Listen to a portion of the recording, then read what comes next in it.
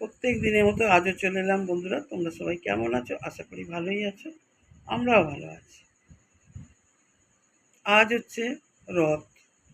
আজ পুরীতে জগন্নাথ দেবের রথযাত্রা উপলক্ষে প্রচুর লোকের সমাগম। আর যেখানে যেখানে জগন্নাথ দেবের মন্দির আছে সেখানে তো অনুষ্ঠান হচ্ছেই হবে। আমাদের এখানে 5 মিনিটও লাগে না, আমার বাড়ির সামনেই জগন্নাথের রথ থাকে। প্রত্যেক বছর বিরাট বড় অনুষ্ঠান হয়। আর সারাদিন পুজো হয়, মাইক বাজে, খুব আনন্দ করে ছেলেমেয়েরা। এবার একটু কম হয়েছে যেহেতু সারাদিন বৃষ্টি হচ্ছে।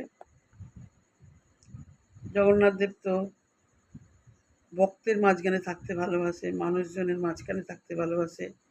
আর ভক্তকে দিয়ে নানান রকম লীলা তিনি দেখান। সেই রকম আজ এক লীলার কথা আমি বলবো। জগন্নাথ দেব মন্দিরে এক পান্ডা ছিল। সেই পান্ডা ছিল খুব গরিব। এই পান্ডা কিছুই করতো না।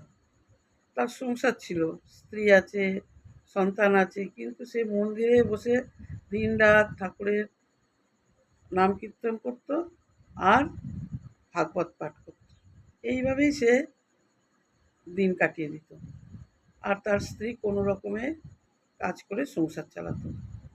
একদিন তার স্ত্রী গেল রেগে, মন্দিরে এসে পান্ডাকে বলল, তুমি কি রোজগার করবে না? এইভাবে থাকবে, কে সংসার চালাবে? তোমার ছেলে মেয়ে সন্তান আছে, তুমি চলো, তুমি রোজগার করো, আমি আর পাচ্ছি না।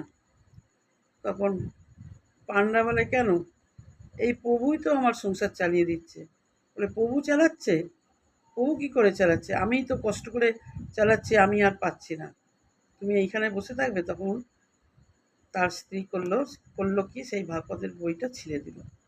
দেওয়ার পর পান্ডা বলে, কি করলে তুমি? আমার এই বইটা ছিঁড়ে দিলে? তখন মনে তার খুব কষ্ট হলো, প্রভুর দিকে তাকিয়ে বলল, প্রভু ক্ষমা করে দিও। তখন তার স্ত্রী সেখান থেকে চলে গেল। রাত্রিবেলা হঠাৎ দরজার শব্দ, ভাবছে যে তার স্বামী বোধহয় ফিরে গেছে। তখন সে দরজা খুলে দেয়। দেওয়ার পর দেখলো দুটো ছেলে, একটা কালো মতো আর একটা ফর্সা। দুটো ছেলে মাথায় ঝুড়ি নিয়ে এসেছে। ঝুড়িতে নানান রকম চাল ডাল সবজি ফল সব কিছু নিয়ে এসে বলছে, নাও এগুলো তোমরা ঢেলে নাও, দিয়ে ঝুড়িটা দিয়ে দাও, তোমার স্বামী পাঠিয়ে দিয়েছে। তখন তার স্ত্রী ভাবলো, আমার স্বামী কোথা থেকে পাঠালো? আমার স্বামী তো কিছুই করে না, তো কিছু কিনবে কি করে? বলছে, জানি না বাবু, তোমার স্বামী পাঠিয়ে দিয়েছে, তুমি ঢেলে আমাদের ঝুড়িটা দিয়ে দাও। তখন তার স্ত্রী ভাবলো, কি জানি সকালে হয়তো বলে এসেছে, কিছু করে কিনে পাঠিয়ে দিয়েছে। তখন ঝুড়ি থেকে সব জিনিস ঢেলে নিয়ে ঝুড়িটা তাদের দিয়ে দেয়। যখন ঝুড়ি থেকে জিনিস নামিয়েই যাচ্ছে, ঝুড়ির থেকে জিনিস বেশি। তখন তার স্ত্রী মনে একটু ভালো, বাবা এত জিনিস, ঝুড়ির থেকেও জিনিস বেশি।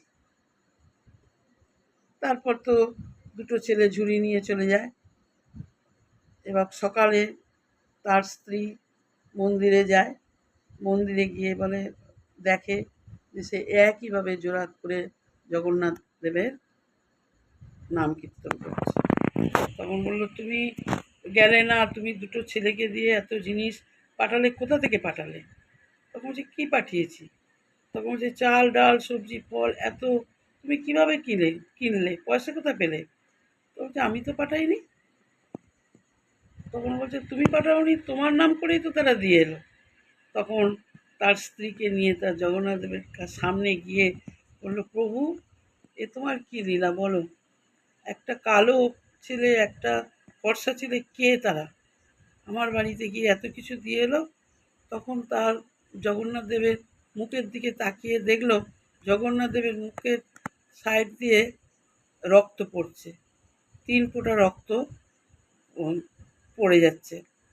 তখন যখন পান্ডা বললো, এ কী হলো? জগন্নাথ দেবের মুখে কেন রক্ত?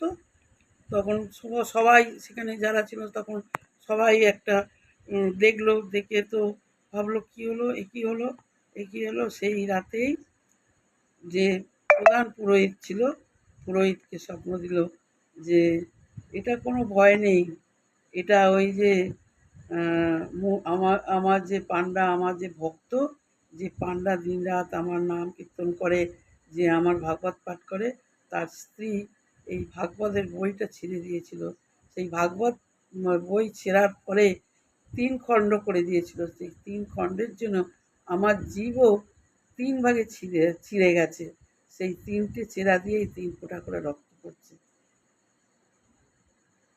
এইভাবেই জগন্নাথ দেব নানা রকম লীলা দেখাতো। বন্ধুরা, তোমাদের কেমন লাগলো তোমরা কিন্তু বলো। এরকম ছোট ছোট অনেক লীলা আছে।